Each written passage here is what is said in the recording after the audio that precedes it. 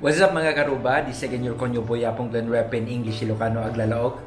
And today, magpapakita ulit ako ng mga highlights ni na Governor Matthew Marcos Manotoc.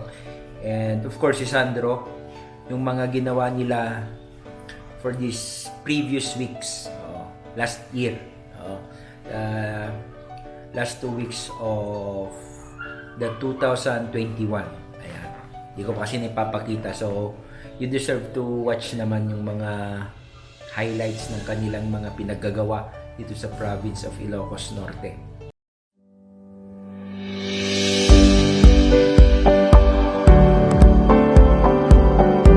Swerte po tayo na nandito pa rin tayo kasama ang pamilya, kasama ang kaibigan, and we're in good health.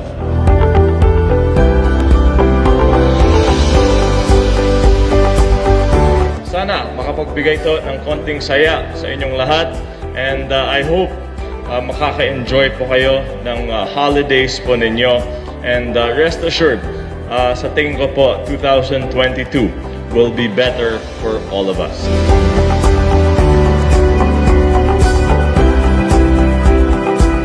So may we count our blessings, may we enjoy this Christmas season with our loved ones, and I hope everyone can enjoy a happy holidays.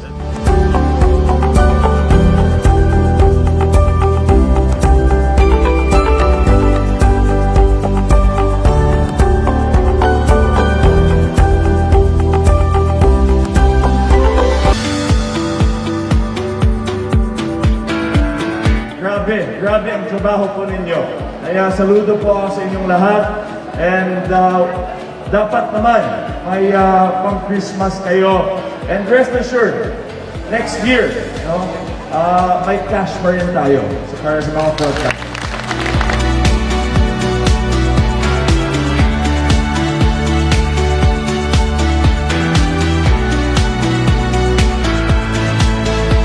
On behalf of the entire Marcos family, taus-puso po kami nagpapasalamat sa inyo.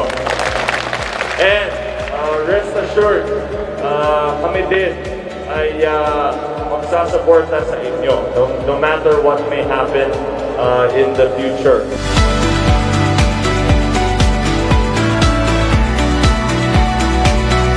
From my family to your family, naragsak a Pasko ken nagasat a baro at awet.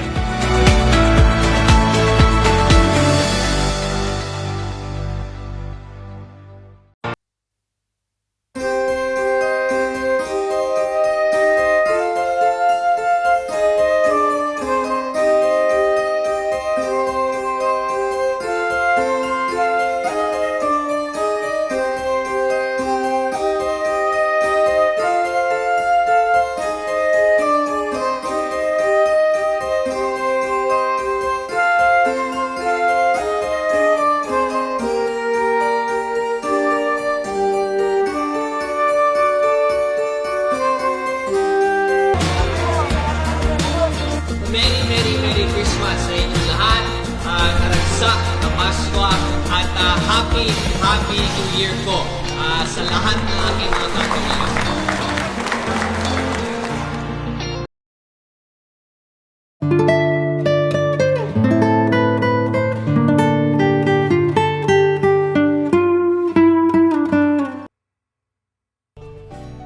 Ang maganda nga naman sa kanila, talagang napakasipag nila.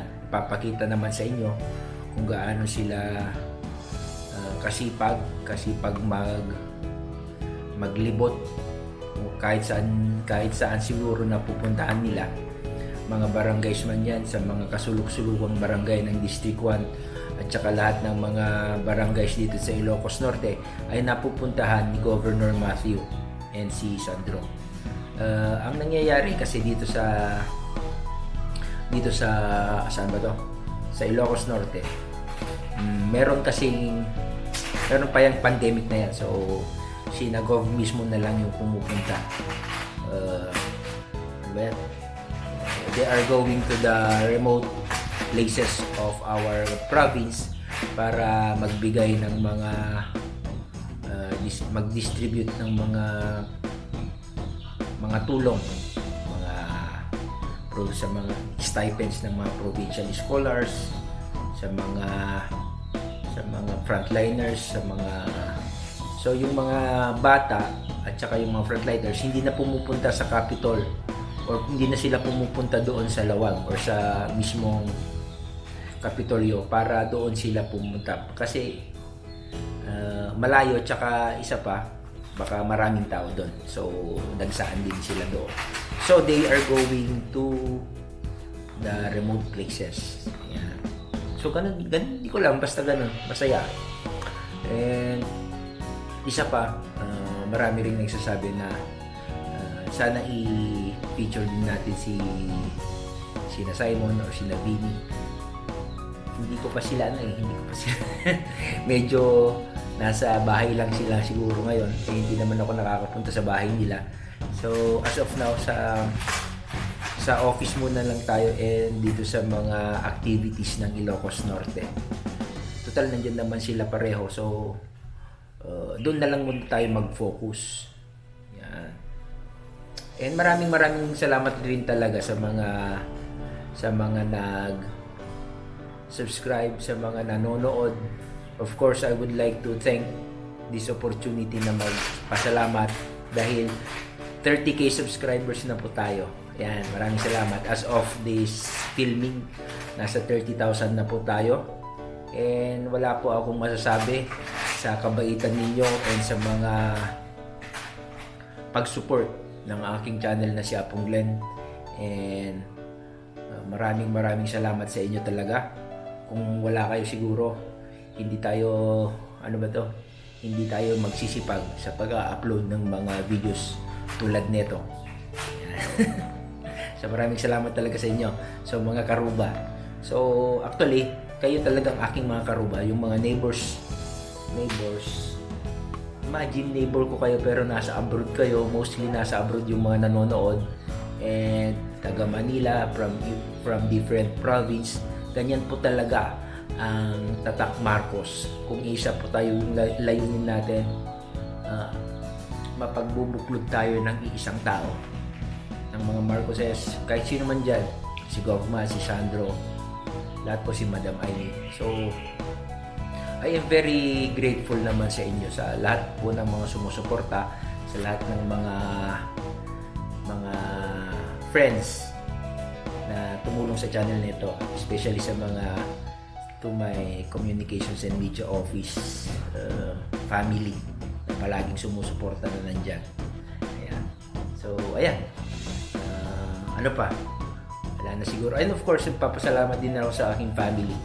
Kung wala sila, wala rin ako, kasi they are also the strength, the source of strength of this channel and for Apong Glenn.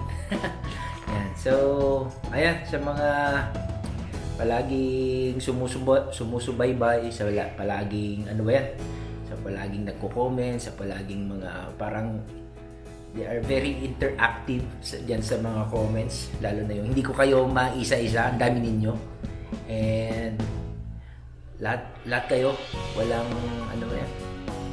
iwanan ngayong 2022.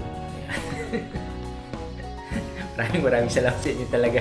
Kung wala talaga kayo, siguro yung aking YouTube endeavor, siguro hindi ako ganito kasipag. Yan. So much more of drama. So ano pa, tuloy-tuloy lang natin to sa lahat ng mga nakasubscribe. Pwede nyong i-share. So yung mga ginagawa, yung mga talagang mga ginagawa ng mga Marcoses dito sa Ilocos Norte. And of course, kung kaya nilang gawin dito sa Ilocos Norte, kaya rin nilang gawin national. And ayun lang, kasi pinapakita ko lang naman yung mga ginagawa nila dito sa aming province. So as of now, yun lang, this is all I can share and this is all I can give it to my audience. Sana tuloy-tuloy pa rin tayo sa 2022 and sana tayo pa rin. Dadami pa tayo, guys.